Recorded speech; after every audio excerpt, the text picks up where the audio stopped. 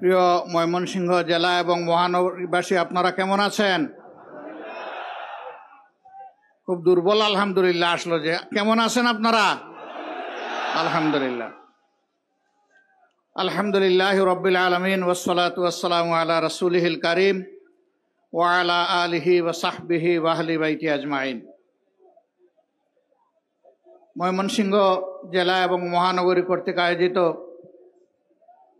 আজকের এই ঐতিহাসিক কর্মী সম্মেলনের সম্মানিত সভাপতি, বাংলাদেশ জামাতে ইসলামী ময়মনসিংহ মহানগরী শাখার সম্মানিত আমির কামরুল হাসান ইমরুল, মঞ্চে বসা বাংলাদেশ জামাতে ইসলামীর অন্যতম কেন্দ্রীয় নির্বাহী পরিষদের অন্যতম সদস্য, প্রচার বিভাগের সেক্রেটারি, ময়মনসিংহের কৃতি সন্তান জনাব মতিউর রহমান আকন অ্যাডভোকেট, এ অঞ্চলের পরিচালক কেন্দ্রীয় সাংগঠনিক সেক্রেটারি জনাব ডক্টর সামিউল হক ফারুকী, কেন্দ্রীয় অঞ্চল এবং স্থানীয় নেতৃবৃন্দ, বন্ধু সংগঠনের সম্মানিত নেতৃবৃন্দ, আজকের সম্মেলনে উপস্থিত সহকর্মীবৃন্দ, মিডিয়ার সম্মানিত বন্ধুরা, স্বেচ্ছাসেবক ভাইয়েরা, সুধীমণ্ডলী, আল্লাহ তাবারক ওয়া তাআলার শুকরিয়া আদায় করছি। মুক্ত পরিবেশে রাব্বুল আলামিন 17.5 বৎসর পর, স্বৈরাচারের 15.5 বৎসর আর তাদের প্রোডাক্ট মঈনুদ্দিন ফখরুদ্দিনের আরো 2 বৎসর, এই সময় পরে আমরা আজকে এইভাবে একত্রে মিলিত হতে পেরেছি, আলহামদুলিল্লাহ। আজকে বাংলাদেশ একটি অঙ্গীকারে আবদ্ধ। আমরা এমন একটি বাংলাদেশ চাই যেই বাংলাদেশে কোনো ধরনের জুলুম হবে না, শোষণ হবে না, নিপীড়ন হবে না, নতুন কোনো ফ্যাসিবাদের জন্ম নেবে না। আমরা এমন একটি বাংলাদেশ চাই যেখানে মানুষে মানুষে কোনো বৈষম্য থাকবে না। আমরা এমন একটি বাংলাদেশ চাই যেখানে দুর্নীতিতে আর আমরা চ্যাম্পিয়ন হব না। আমরা এমন একটি বাংলাদেশ চাই যেখানে সমাজের কোথাও দুর্নীতির কোনো দুর্গন্ধ থাকবে না।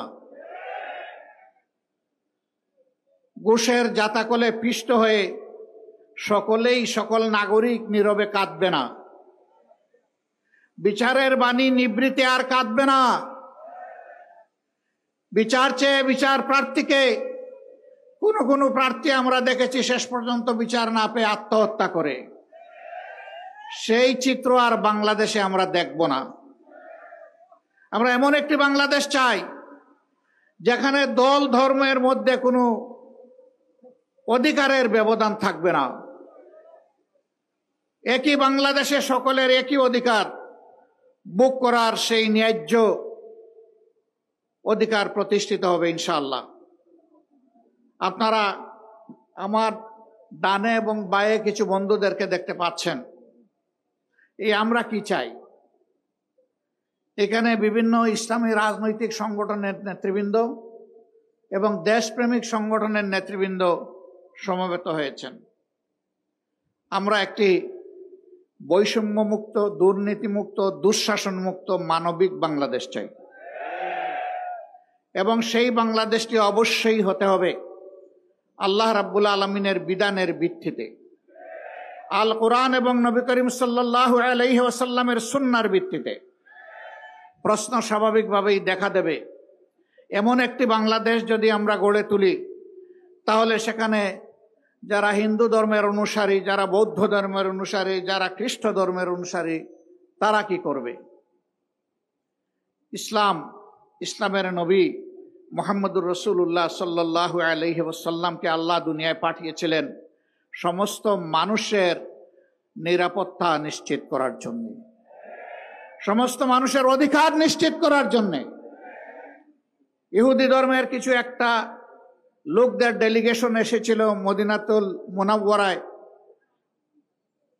মসজিদে নববীতে মুহাম্মদুর রাসূলুল্লাহ সাল্লাল্লাহু আলাইহি সাল্লামের সাথে দেখা করতে। আলোচনার এক পর্যায়ে তারা বলল, আপনি যে আল্লাহর ইবাদত করেন আমরা তো সেই আল্লাহরই ইবাদত করি, মদিনার এই মসজিদে আমরা কি ইবাদত করতে পারবো? রাসূল করিম সাল্লাল্লাহু আলাইহি সাল্লাম বলেছিলেন, তারা আহলে কিতাব, তাদের জন্য একটা জায়গা পরিষ্কার করে দাও, এখানে তারা ইবাদত করবে। আল্লাহু আকবার।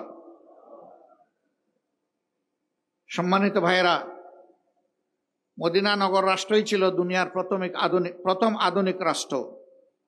এর আগে দুনিয়ার ইতিহাস ঘাটিয়ে কোথাও পাওয়া যায় না যে আর কোনো রাষ্ট্র কাঠামোয় লিখিত সংবিধান ছিল কিনা। এখান থেকেই লিখিত সংবিধানের জন্ম, এখান থেকেই হিউম্যান চার্টার তৈরি হয়েছে, এবং যেটাকে চ্যালেঞ্জ করার সাহস কোনো মতবাদের এখনো দুনিয়ায় হয় নাই। সেই মদিনা চার্টার বা সনদের অধীনে সকল ধর্ম এবং বর্ণের মানুষ নিরাপত্তা পেয়েছে। তবে রাষ্ট্রীয় স্বার্থের বিরুদ্ধে কেউ যদি কাজ করে কিংবা বিশ্বাসঘাতকতা করে, তাহলে সে যে ধর্মেরই হোক শাস্তি তাকে পেতেই হবে, কারণ সে বেঈমান, সে জাতির সাথে বিশ্বাসঘাতক। এই জন্য তাকে ক্ষমা করে না, কোনো রাষ্ট্র ক্ষমা করে না, ইসলামী রাষ্ট্রও ক্ষমা করে না। এখানে রাষ্ট্রের ইন্টিগ্রিটির প্রশ্ন, তার সক্রিয়তা, সার্বভৌমত্বের প্রশ্ন। মূল সার্বভৌমত্ব আল্লাহ তাআলা। আল্লাহ রাব্বুল আলামিন জমিনের টুকরা টুকরা রাজত্ব দিয়েছেন। আল্লাহ তাআলার ভাষায়, আউযু বিল্লাহি মিনাশ শাইতানির রাজিম, বিসমিল্লাহির রহমানির রহিম, কুলিল্লাহুম্মা মালিকাল মুলকি তুতিল মুলকা মান তাশাউ ওয়া তানজিউল মুলকা মিম্মান তাশাউ। বলো, অর্থাৎ হে নবী বলো, অর্থাৎ হে নবী জানিয়ে দাও মানবতাকে, আল্লাহ হচ্ছেন সমস্ত বাদশাহীর মালিক। আসমান জমিনের একক কর্তৃত্ব আল্লাহ তাআলার। তবে জমিনের শৃঙ্খলার প্রয়োজনে জাতি গোত্র বিভিন্ন জায়গায় তিনি নেতৃত্ব দেন, কাউকে কাউকে তার এলাকা শাসন করার, পরিচালনা করার এখতিয়ার দেন। তিনি ওই এখতিয়ার দেওয়ারও মালিক, কিন্তু সীমা লঙ্ঘনকারীদের কাছ থেকে এটা কেড়ে নেওয়ারও একমাত্র অধিকার তার। বাংলাদেশ 24 সালে সেইটা প্রত্যক্ষ করেছে। যারা ক্ষমতায় ছিলেন তারা হয়তো বা ধরে নিয়েছিলেন কিয়ামত পর্যন্ত তারা ক্ষমতায় থাকবেন। তাদের হাবভাব, চলনে বলনে, তাদের অহংকারপূর্ণ আচরণে আমরা তাই প্রত্যক্ষ করতাম। তারা এদেশের মজলুম মানুষকে নিয়ে উপহাস করতেন। দেশপ্রেমিক ইমানদার লোকদেরকে ফাঁসি দেওয়ার পরে তারা উল্লাস প্রকাশ করেছেন, মিষ্টি বিতরণ করেছেন, আমরা শুনেছি। আল্লাহ তাআলা আদালতে আখেরাতে সকলের বিচার, যার যার পাওনা ঠিক মতোই আল্লাহ সমঝাইয়ে দিবেন, এর কোনো ব্যতিক্রম হবে না। সম্মানিত ভাইরা, এই ভাইদেরকে আমি আর কষ্ট দিচ্ছি না, আমরা আপনাদেরকে আশ্বস্ত করছি, মানবিক বিধান কায়েমে আমরা এক, আমাদের মধ্যে কোনো পার্থক্য নেই। এই দেখেন, আমরা হাতে হাত ধরে এক হয়ে গেলাম, কোনো পার্থক্য নেই। আমাদের আল্লাহ এক, আমাদের নবী এক, আমাদের জীবন বিধান আল কোরআন, এর ভিত্তিতে আমাদের ঐক্য, এবং ইনশাআল্লাহ আমরা সেই ঐক্যবদ্ধ বাংলাদেশ গড়ব ইনশাআল্লাহ। এ পথের কোনো চ্যালেঞ্জ আমরা মানব না, কোনো বাধার মুখে থেমে যাব না, অন্যায়ের কাছে আপোষ করব না, ইল্লা বিইজনিল্লাহ। আমরা আল্লাহর উপর ভরসা করি। আমাদের ভরসা দুনিয়ার কোনো শক্তির উপরে নয়, ব্যক্তির উপরে নয়।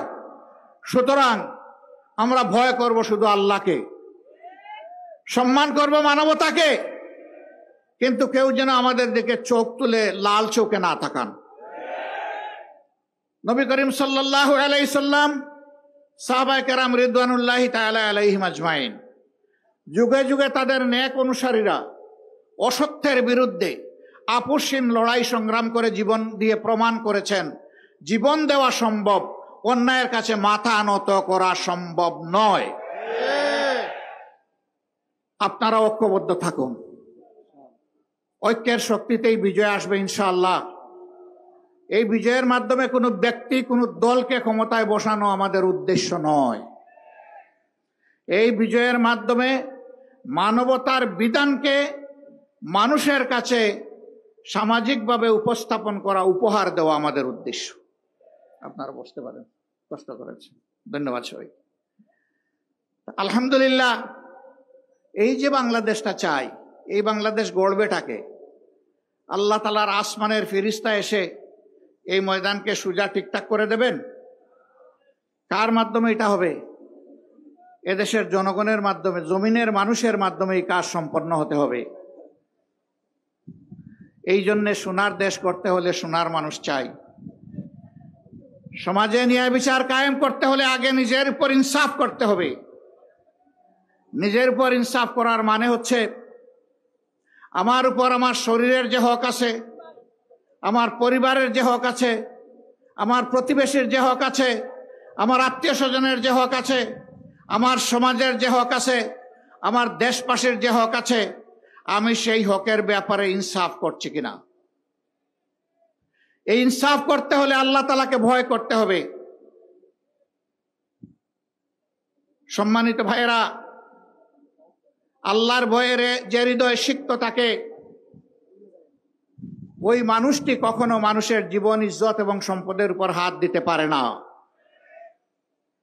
বরঞ্চ প্রত্যেকটি মানুষ সেই সমাজের পরস্পরের জীবন, ইজ্জত এবং সম্পদের পাহারাদার হয়ে যায়। সমাজের বিচার প্রভাবশালীদের জন্য এক ধরনের, আর সাধারণ মানুষের জন্য আরেক ধরনের। এটি ওই সমাজে চলবে না, এটা অচল। আমিরুল মুমিনিন হযরত আলী কারমুল্লাহি ওয়াজহু, তার তলোয়ারটি খোয়া গিয়েছিল।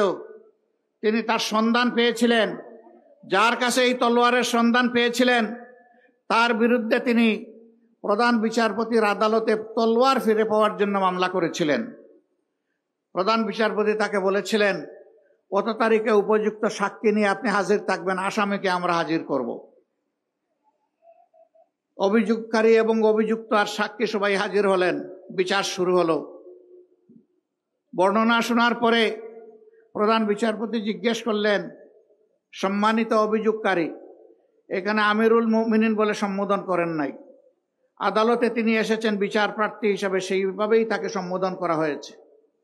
আপনি আপনার অভিযোগের পক্ষে উপযুক্ত সাক্ষ্য উপস্থাপন করুন। তিনি তার বড় ছেলেকে উপস্থাপন করলেন। তিনি চিনেন, তারপরেও জিজ্ঞেস করলেন, আপনি যার অভিযোগের ব্যাপারে সাক্ষী দিতে এসেছেন তিনি কি আপনার কোনো আত্মীয় হন? বলে, হ্যাঁ, তিনি আমার পিতা হন। বললেন যে, দুঃখিত, আপনার সাক্ষ্য আমি গ্রহণ করতে পারলাম না। এরপরে দ্বিতীয় সাক্ষী উপস্থাপন করা হলো। তাকেও বিচারপতি চিনেন। জিজ্ঞাসা করলেন, আপনি কি উনার কোনো আত্মীয় হন? বলে, হ্যাঁ, আমি উনার পুত্র হই। বললেন, দুঃখিত, আপনারও সাক্ষী গ্রহণ করা গেল না। এবার অভিযোগকারীকে জানতে চাওয়া হলো, আপনার কোনো বিকল্প সাক্ষী আছে কিনা। তিনি বলেন, সাক্ষীর জগতে আমার এইটুকুই সম্বল, এর বাইরে আমার কোনো সাক্ষী নাই। বিচারপতি রায় দিলেন, আপনার অভিযোগ খারিজ হয়ে গেল, আপনার দাবি প্রতিষ্ঠিত হলো না, আপনি মামলায় জয়লাভ করতে পারলেন না। বিচারে সন্তুষ্ট হয়ে আমিরুল মুমিনিন চলে যাচ্ছেন, দুই ছেলেকে দুই হাতে ধরে। ছেলেরা বলতেছে, বাবা, উনি কি জানেন না যে আপনি মিথ্যা বলতে পারেন না? উনি কি জানেন না যে আমরাও কোনো মিথ্যা সাক্ষ্য দিতে এখানে আসিনি? বললেন, বাবা, এটাই ইসলামের ইনসাফ। এটা শুধু আমার জন্য নয়, সকলের জন্য এটাই প্রতিষ্ঠিত। সন্তুষ্ট চিত্তে বাপ বেটা চলে যাচ্ছেন। অভিযুক্ত ব্যক্তিটি দৌড়ে গিয়ে বলতেছেন, হে প্রধান বিচারপতি, আমাকে একটু কথা বলার সুযোগ দেন। তিনি বলতেছেন, আপনার আবার কিসের কথা? আপনার বিরুদ্ধে অভিযুক্ত খারিজ হয়ে গেছে, আর কি কথা থাকতে পারে? বলে, এখানেই আমার কথা। বলে, এখানেই আপনার কথা? বলে, হ্যাঁ, এই জায়গায় আমার কথা। তো বলুন কি কথা? আমি সাক্ষী দিচ্ছি, এই তলোয়ারটি আমিরুল মুমিনিনের। তার তলোয়ার তাকে দিন। যেভাবেই হোক, অন্যায়ভাবেই তলোয়ার আমার হাতে এসেছে। আবার আমিরুল মুমিনিনকে ফিরিয়ে আনা হলো। বললেন যে এই তলোয়ারের এখন যে ধারক বাহক সে তো সাক্ষী দিচ্ছে এই তলোয়ার আপনার, আমার কিছু করার নাই, এই তলোয়ার আপনি নিয়ে যান। এই ব্যক্তিটি চিন্তা করলো সে একজন অমুসলিম ছিল, যেই জীবন বিধান তার রাষ্ট্রের শাসনকর্তাকেও সামান্য আনুকূল্য দেখায় না, আমি কেন সেই জীবন বিধানের বাইরে থাকবো, আমিও ইসলাম কবুল করব। তলোয়ার আপনারটা আপনি নেন, আর আল্লাহ তাআলা আমার পাওনা ইমানটা আমাকে দিয়ে দেন মেহেরবানি করে। তাই হবে ইনশাআল্লাহ। এইখানে ওই রাষ্ট্রের প্রেসিডেন্ট, প্রধানমন্ত্রী, বাংলাদেশে যদি কোরআনের শাসন কায়েম হয়, তারা অপরাধ করলে তারাও পার পাবেন না। এখন দুদক গঠন করা হয়েছে। এক সময় মানুষ এইটাকে স্যাটায়ার করে বলতো এটাকে দুজক বানানো হয়েছে। যাকে পছন্দ না তাকে কারণে অকারণে বিভিন্নভাবে নির্যাতন করা হচ্ছে, কিন্তু তার চাইতে 100 গুণ বড় অপরাধীকে দেখা হচ্ছে না। ইনসাফের বাংলাদেশ কায়েম হলে ইনশাআল্লাহ ওরকম বেশি বিচারেরও প্রয়োজন হবে না। 2-4টা রায় দেখলেই সবাই টের পেয়ে যাবে অপরাধ করলে কি ধরনের শাস্তি পেতে হবে। ইসলামী আইনের বিরুদ্ধে অপপ্রচার করা হয়, এরা তো ক্ষমতায় গেলে সমস্ত মানুষকে পঙ্গু বানায় ফেলবে। কয় কিভাবে? বলে যে এই দেশের মানুষ, বেশিরভাগ মানুষ জনগণের সম্পদ চুরি করে, তো বেশিরভাগ মানুষের হাত কাটা যদি যায় তাইলে তো এই সমাজটা হাত কাটা বাহিনীর সমাজ হয়ে যাবে। না, হাত কাটা যাবে। এই আইন জারির পরে এই ধরনের অপরাধ যারা করবে তাদেরকে বলে দেওয়া হবে এখন থেকে এই অপরাধের সাথে যাদেরকে পাওয়া যাবে তাদের ক্ষমা নেই। 2 নম্বর দেখা হবে যে লোকটি চুরি করেছে সে কি পেটের জ্বালায় যন্ত্রণায় আগুন নিবানোর জন্য চুরি করেছে। যদি এমন হয়, রাষ্ট্রের দায়িত্ব হবে আগে তার আগুন নেবানো, হাত কাটানো, আগে তার বৈধ আয় উপার্জনের ব্যবস্থা করে দেওয়া। যদি সেরকম কিছু সক্ষমতা তার না থাকে তাহলে রাষ্ট্রকেই পরিবারের দায়িত্ব বহন করতে হবে। এরপরে লোভের বশবর্তী হয়ে কেউ যদি চুরি করে তাহলে 2-1টা হাত কাটা যাবে প্রকাশ্যে, গোপনে নয়, যাতে সারা দেশবাসী এটা থেকে শিক্ষা নেয়। এখন কে সমাজে এই হাত কাটা বাহিনীর সদস্য হতে চাইবে? তখন পরিবারের সদস্যদেরকে বলবে চুরি করব তোমাদের জন্য, হাত কাটা যাবে আমার, আর এই হাত নিয়ে অপমানজনকভাবে আমি বেঁচে থাকবো, আমার পক্ষে আজ থেকে আর চুরি করা সম্ভব নয়। জিনার শাস্তি সঙ্গে সার। বলে যে সব মানুষই তাইলে মারা যাবে, এরকম গোপনে ছুটিয়ে প্রকাশ্যে কত ধরনের জিনা হচ্ছে। হ্যাঁ, ওরকম 2-1 জনের শাস্তি হলে বাকিরা তওবা করে আড়ালে চলে যাবে ইনশাআল্লাহ। মা বোনরা নিরাপদ হয়ে যাবে। বেদনাদায়ক ঘটনা, মাগুরার 11 বছরের মেয়েটাকে কি করা হয়েছে আপনারা জানেন। চিড়ে ফিড়ে শেষ করে দেওয়া হয়েছে। হ্যাঁ, মাগুরার আসমা, আমরা সেখানে গিয়েছিলাম।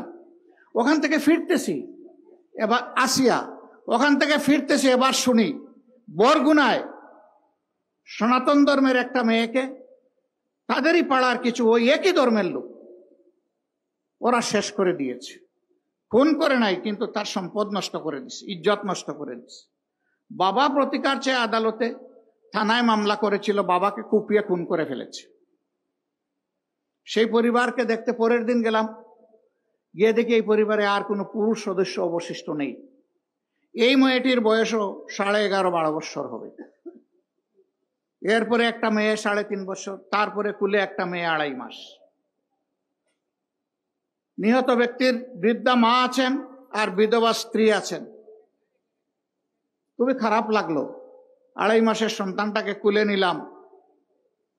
আমি ওই সন্তানের মাকে বললাম এই সন্তানটা আমি নিয়ে যাই, আমাকে দিয়ে দেন। উনি বলল যে হ্যাঁ আপনি নিয়ে যান, আপনাকে দিয়ে দিলাম। কারণ এই সন্তানকে লালন পোষণ করার আমার কোনো সামর্থ্য নেই। বাকিরা কি খেয়ে বাঁচবো তাও আমি জানি না। আমার স্বামী ছোট্ট একটা দোকানে চাকরি করতেন, মুরগির দোকানে। তা কত বেতন পেতে পারেন আপনি বুঝতে পারছেন। আমাদের এইটা, ওই আলোটাও আমাদের নিভে গেল, এখন আমরা বাঁচবো কি করে? খারাপ লাগলো ভীষণ।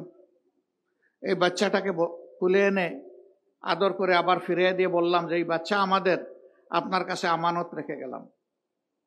এই বাচ্চা প্রাপ্ত বয়স্ক না হওয়া পর্যন্ত, তার লেখাপড়া পর্যন্ত এই পরিবারের সাধারণ দায়িত্ব আল্লাহর উপর ভরসা করে আমরা কবুল করলাম। প্রতি মাসের 1 তারিখ আমাদের লোকেরা আপনাদের সাথে দেখা করবে।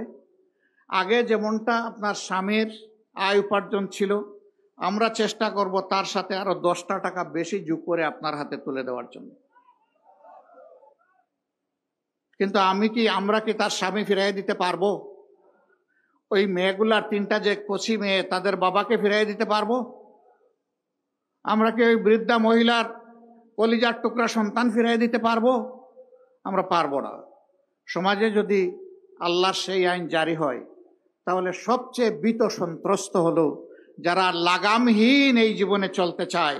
তাদের ঘরে কোনো সুখ নেই, সকলের ঘরের সুখকে সারকার করে দিতে চায়, এরাই তার বিরুদ্ধে বেশি চিৎকার দেয়। কিন্তু 18 কোটি মানুষের দেশে সেদিন আলহামদুলিল্লাহ মায়েরা, বোনেরা, আমাদের মেয়েরা গড়ে, চলাচলে, কর্মস্থলে, সব জায়গায়, প্রাতিষ্ঠানিক জায়গায় ইনশাআল্লাহ সেদিন নিরাপত্তা পাবেন, পূর্ণ নিরাপত্তা ইনশাআল্লাহ। এমন একটি দেশ গড়তে হলে আগে সোনার মানুষ গড়তে হবে, যে মানুষ আল্লাহকে ভয় করবে, মিথ্যা কথা বলবে না, মানুষকে ধোঁকা দিবে না, প্রতারণা করবে না, মানুষের ইজ্জতের উপরে হাত দিবে না, চাঁদাবাজি করবে না, দখলদারি করবে না, ঘুষ খাবে না। সেই মানুষ ঘরে ঘরে তৈরি করতে হবে ইনশাআল্লাহ। আপনারা নিজেকে কি সেইভাবে নিজেকে গড়ার জন্য আপনারা প্রস্তুত? দেখেন, আমরা কিন্তু কেউ ফিরিস্তা না, ভুল ত্রুটি আমাদেরও আছে, অপরাধ আমাদেরও হয়। আল্লাহ তাআলার কাছে নত শিরে তওবা করে আমরা ওয়াদা করব, রাব্বুল আলামিন একই ধরনের ভুল আর কখনো করব না। এই অপরাধগুলো যা হয়ে গিয়েছে তুমি ক্ষমা করে দাও, এর কাফফারা হিসাবে আমাদের সামান্য নেক আমল থাকলে তা কবুল করে নাও, এবং ভবিষ্যতে আমরা অপরাধে আর এভাবে জড়াবো না। আমরা মিথ্যা কথা বলবো না, চুগলখুরি করব না, কারো ইজ্জত নষ্ট করব না, কারো সম্পদে হাত দিব না, কারো জীবনের উপরে হাত দেব না, কারো হক আমরা হরণ করব না। যদি আমরা নিজেরা সংগঠিত হতে পারি, বাংলাদেশ সংগঠিত হবে ইনশাআল্লাহ। আর এই যারা আমরা ন্যায় ইনসাফের শাসন চাই, মানবিক বাংলাদেশ চাই, আমাদের মধ্যে যদি দুষ্ত্রুটি থাকে, তাহলে মানবিক বাংলাদেশটা গড়বে কে?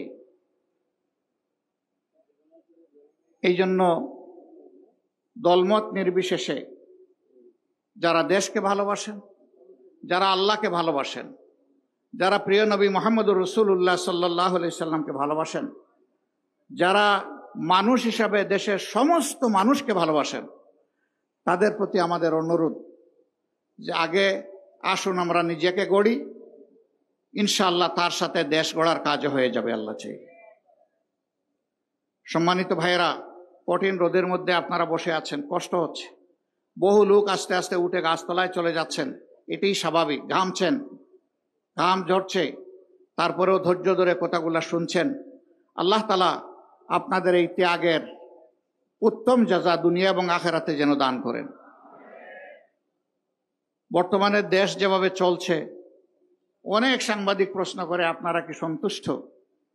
আমরা বলি 50-50। দেশের সরকার হয়তো বা চেষ্টা করছে, সকলের দৃষ্টিভঙ্গি সরকারে যারা আছেন আবার সমান না। এটা কোনো দলীয় নির্দিষ্ট আদর্শের সরকারও না। কেউ কেউ টানে মক্কার দিকে, আবার কেউ কেউ টানে মস্কোর দিকে। এই দুটানা অবস্থায় জাতির মাঝে মাঝে অনেক বড় ক্ষতি হয়ে যায়। মাঝে মাঝেই এই ধরনের কিছু অনাকাঙ্ক্ষিত পরিবেশের মুখোমুখি আমাদেরকে হতে হয়। নারী অধিকার সংস্কারের নামে সম্প্রতি একটি রিপোর্ট জমা হয়েছে। সেই রিপোর্টের বেশ কিছু জায়গায় কোরআন এবং সুন্নাহর সম্পূর্ণ খেলাফ কিছু সুপারিশমালা পেশ করা হয়েছে। আমাদের প্রথম কথা হচ্ছে যে এই কয়েকজন এই সুপারিশ পেশ করেছেন, তারা এই দেশে 9.5 কোটি মায়ের প্রতিনিধিত্ব করেন না। তারা সমাজকে যে জায়গায় নিয়ে যেতে চান, এগুলা বলতেও কিছু কিছু জায়গায় আমার লজ্জা করে, এই জন্য আমি বলছি না। আমরা সেই জায়গায় তাদেরকে নিতে দিব না ইনশাআল্লাহ। এদেশের মানুষের একটা সংস্কৃতি, একটা তাহজিব, একটা তামদ্দুন আছে। তার বিরুদ্ধে আঘাত দিলেই সমাজের পুরা শৃঙ্খলা তছনছ হয়ে যাবে। এটা আমরা মানব না, এটা আমরা মানতে পারি না। আমরা মাননীয় প্রধান উপদেষ্টাকে অনুরোধ করব, আপনি দেশে ফিরে বিলম্ব না করে আগেই কাজটাই বাতিল করেন। আর যদি এরকম কোনো কমিশন করতে হয়, তাহলে সকল শ্রেণী, পেশা, দল এবং আদর্শ থেকে মানুষকে নিতে হবে। সেখানে ইমানদার মহিলাদেরও প্রতিনিধিত্ব নিশ্চিত করতে হবে, যারা কোরআন হাদিসের পর্যাপ্ত জ্ঞান রাখেন। তারপরে দেখা যাবে কি আসে, তখন আমরা বিবেচনা করব, এর আগে নয়। সম্মানিত ভাইয়েরা, দ্রব্যমূল্য রমজানে কিছু সহনীয় ছিল, মানুষ কিছুটা আশ্বস্ত হয়েছিল, ধীরে ধীরে এখন আবার উত্তপ্ত হচ্ছে। আমরা সরকারকে বলবো সেই দিকে নজর দেন। সমাজের শৃঙ্খলা বিনষ্টের যারা কারণ, তাদেরকে পাকড়াও করুন। যারা 15.5 বছর এবং শেষ প্রান্তে এসে জুলাই আগস্টে গণহত্যা সংগঠিত করেছে, তাদের কাউকে আইনের বাইরে রাখবেন না, তাদের বিচার নিশ্চিত করুন। এই বিগত সরকার যে জঞ্জাল 15.5 বছরের সৃষ্টি করেছে, তার পর্যাপ্ত ন্যায়ানুগ সংস্কার সাধন করুন। কালো টাকা এবং পেশি শক্তির থেকে বের হয়ে আসার জন্য সমস্ত মানুষের ভোট এবং সঠিক প্রতিনিধিত্ব সংসদে নিশ্চিত করার জন্য পিআর সিস্টেমের ভোট নিশ্চিত করতে হবে। আমরা শুনতে পাচ্ছি সংসদ 2 কক্ষ বিশিষ্ট করার প্রস্তাব দেওয়া হচ্ছে, নিম্নকক্ষ, উচ্চকক্ষ। মূল কর্তৃত্ব থাকবে নিম্নকক্ষের হাতে, সেইটা হবে বর্তমান পদ্ধতিতে। আর উচ্চকক্ষের প্রস্তাবনা করা হয়েছে পিআর সিস্টেমে। উচ্চকক্ষ যদি পিআর সিস্টেমে প্রয়োজন হয়, তাইলে নিম্নকক্ষ নয় কেন? একই দেশে 2 পদ্ধতির প্রয়োজনটা কি? দুনিয়ার 62টা দেশ তারা পিআর সিস্টেমে নির্বাচন করে। সম্প্রতি ইউরোপ সফর করে আসলাম, সেই ইউরোপের 26টা দেশের মধ্যে 16টা দেশ পিআর সিস্টেমে নির্বাচন করে। তারা যদি তার সুফল যুগ যুগ ধরে পেয়ে থাকে, এই সুফল থেকে আমরা জাতিকে বঞ্চিত করার আমরা কে? সুতরাং এই অধিকার জাতিকে জাতির হাতে তুলে দিতে হবে। এইটা যারা মানবেন না, মনে করতে হবে তারা হলো বিচার মানি তাল গাছটা আমার। আমরা বলবো বিচার মানুন, রায়ে তাল গাছ যার, তার হাতে চলে যাবে। এবং সেই বিচারটা হতে হবে ন্যায় বিচার। সম্মানিত ভাইরা, বর্তমান একটা নির্বাচন কমিশন হয়েছে। তারা বলেছেন ইতিহাসের সবচেয়ে ভালো নির্বাচন নাকি তারা উপহার দিবেন। আমরা তাদের একটু অ্যাসিড টেস্ট দেখতে চাই। তারা জাতীয় সংসদের নির্বাচন, যেটা দিয়ে দেশ শাসন হবে 5 বছরের জন্য জনগণের ম্যান্ডেট নিয়ে, সেই নির্বাচনের আগে তারা, জনগণ এখন সাফার করছে স্থানীয় সরকারের বিভিন্ন জায়গায় প্রতিনিধি না থাকার কারণে। স্থানীয় সরকার নির্বাচনটা দিন, আমরা দেখি আপনাদের সদিচ্ছা এবং সক্ষমতা কতটুকু। এটার প্রমাণ আপনারা পেশ করুন। যদি এতে জনগণ সন্তুষ্ট হয়, জনগণের পরবর্তী খেদমতের জন্য জনগণ আপনাদেরকে পূর্ণ সহযোগিতা দেবে। আর এখানে যদি কোনো কিছু ধরা পড়ে, তাইলে জনগণ আপনাদেরকে হলুদ নয় লাল কার্ড দেখাই দেবে। আমরা কোনো বিশেষ দল গোষ্ঠীকে সুবিধা দেওয়ার কোনো ধরনের সুপারিশ আমরা মানব না। আমরা জনগণকে, 18 কোটি মানুষকে সুবিধা দেওয়ার যত সুপারিশ আছে তাই মানব। এই জন্য আপনাদের সকলের কাছে আমাদের অনুরোধ, নিজেকে গড়ুন, ঘরে ঘরে ন্যায় এবং সত্যের আওয়াজ পৌঁছে দিন। জনগণকে অসত্যের বিরুদ্ধে, অপরাধের বিরুদ্ধে সংগঠিত করুন। এটা বিচিত্র নয়, শুধু বক্তৃতায় নয়, হয়তোবা অপরাধীদেরকে দমন করার জন্য সরকারি সংস্থার সাথে সহযোগিতা করে আমাদের সবাইকেও রাস্তায় নামতে হতে পারে। তার জন্য তৈরি হন। যা চলছে বাংলাদেশে তার সাক্ষী বাংলাদেশের 18 কোটি মানুষ। অতীতে যা চললো এখনো যদি তাই চলে, তাহলে এত রক্ত গেল কেন, এত জীবন গেল কেন? এখানে শহীদের পিতারা, পরিবারের সদস্যরা এখানে উপস্থিত, তাদের সামনে আমাদের জবাবদিহি কি হবে? এই জাতির কাছে আমরা কিভাবে মুখ দেখাবো? যারা দুনিয়া থেকে চলে গেছে তাদের আত্মা তো আমাদেরকে অভিশাপ দেবে। যারা জীবন্ত শহীদ হয়ে, পঙ্গু হয়ে হাসপাতালের বিছানায় কিংবা নিজের বাড়িতে কাতরাচ্ছে, তাদের কাছে আমাদের জবাবদিহি কি হবে? এই জন্য আমাদের শহীদদের প্রতি সম্মান রেখে, আমাদের পঙ্গু আহত ভাই বোনদের প্রতি সম্মান রেখে, তারা যেমন জীবন দেওয়ার জন্য লড়াই করেছে, বাংলাদেশকে জঞ্জাল মুক্ত, কলুষ মুক্ত, দুর্নীতি মুক্ত, দুঃশাসন মুক্ত বাংলাদেশ করার জন্য আমরা আরেকবার জীবন দিয়ে হলেও লড়াইয়ের জন্য প্রস্তুত হয়ে যাব ইনশাআল্লাহ। অতীতের দুরাচার, স্বৈরাচার, দুর্নীতিবাজ, লুটারাদের থেকে শিক্ষা নিন। আমার সম্মানিত সহকর্মী মতিউর রহমান আকন, তিনি 28 লক্ষ কোটি টাকা বলতে গিয়ে 28 লক্ষ টাকা বলেছেন। তার অন্তরে 28 লক্ষ কোটিই ছিল। এই টাকা বাংলাদেশের বাজেটের, বার্ষিক বাজেটের 4 থেকে 5 গুণ। এই টাকা কারা চুরি করেছে বলেন?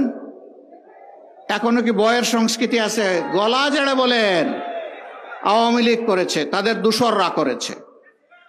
এবং তাদের সাথে তাল মিলিয়ে প্রশাসনের বিভিন্ন জায়গায় যে সমস্ত জালিমরা ছিল তারাও করেছে।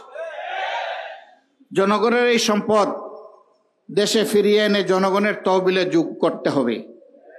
আমরা চাই তা ফেরত আনা হোক। আমরা ইউরোপিয়ান ইউনিয়নে সেখানে দেশগুলোকে, অথরিটিগুলোকে বলেছি আমাদের টাকা আমাদেরকে ফিরিয়ে দিতে আপনারা সাহায্য করুন। কিছু দুর্বৃত্ত এই টাকা নিয়ে পালিয়ে এসে আপনাদের শেষে আশ্রয় নিয়েছে, ওদেরকেও আমাদের হাতে সমর্পণ করুন। ওদের চুরি করা টাকাও আমাদের হাতে সমর্পণ করুন। সম্মানিত ভাইয়েরা, জুমার দিন আমি আর কথা বাড়াচ্ছি না। আল্লাহ তাআলার কাছে আসুন, আমরা সবাই প্রার্থনা করি। আর অতীতের পছাগোলা রাজনীতিতে নয়, বরঞ্চ নূতন রাজনীতির উত্থান হোক। তরুণ যুবকদের কাছে আমাদের বিনয়ী অনুরোধ, দুনিয়ার সমস্ত পরিবর্তন হয়েছে তরুণদের উপর ভর করে, তাদের বাহুর উপর ভর করে। এমনকি জুলাই আগস্ট বিপ্লব হয়েছে এই দেশে তাদেরই নেতৃত্বে। তোমরা যে আশা, আকাঙ্ক্ষা, স্বপ্ন নিয়ে জীবন দেওয়ার জন্য রাস্তায় নেমে এসেছিলে, তোমাদের বহু সাথী চলে গেছে, আল্লাহ তোমাদেরকে বাঁচিয়ে রেখেছে। তোমরা এই লড়াই থেকে বিশ্রাম নিও না যতদিন পর্যন্ত তোমাদের ন্যায্য দাবিগুলা প্রতিষ্ঠিত না হবে। আল্লাহ রসুল সাল্লাল্লাহু আলাইহি সাল্লাম মানবতার দিনও প্রতিষ্ঠিত করেছেন এই যুবকদেরকে সাথে নিয়ে। বাংলাদেশ যুবকেরা, তোমরাও জেগে উঠো, কল্যাণের বিধান কোরআনকে অন্তরে ধারণ করো, আল্লাহর শক্তিতে বলিয়ান হয়ে অসত্যের বিরুদ্ধে রুখে দাঁড়াও। তোমরা হবে আমাদের আগামীর নেতা, আমরা ইনশাআল্লাহ হব তোমাদের সহকর্মী। এমন একটি বাংলাদেশ গড়ে তোমাদের হাতে আমরা উপহার দিয়ে তোমাদেরকেই দেশ এবং জাতির খেদমতের সুযোগ করে দিতে চাই। এগিয়ে আসো, এগিয়ে আসো আল্লাহর দিকে, এগিয়ে আসো সত্য বিধানের দিকে, এগিয়ে আসো ন্যায় এবং ইনসাফের দিকে, এগিয়ে আসো দল ধর্ম নির্বিশেষে সমস্ত মানুষের অধিকার প্রতিষ্ঠার দিকে। আল্লাহ রাব্বুল আলামিন আমাদের সবাইকে সেই তৌফিক দান করুন। আমাদের কথাগুলো কষ্ট করে শোনার জন্য সকলকে আন্তরিক কৃতজ্ঞতা জানিয়ে, মহান মৌলার দরবারে শুকরিয়া জানিয়ে, যে সমস্ত বন্ধু সংগঠনের ভাইয়েরা আমাদের সাথে এসে সংহতি প্রকাশ করেছেন তাদের প্রতিও কৃতজ্ঞতা জানিয়ে আমার বক্তব্য এখানেই শেষ করছি। আল্লাহ হাফিজ। বাংলাদেশ জিন্দাবাদ, বাংলাদেশ জামাতে ইসলামী জিন্দাবাদ। আসসালামু আলাইকুম ওয়া রাহমাতুল্লাহ।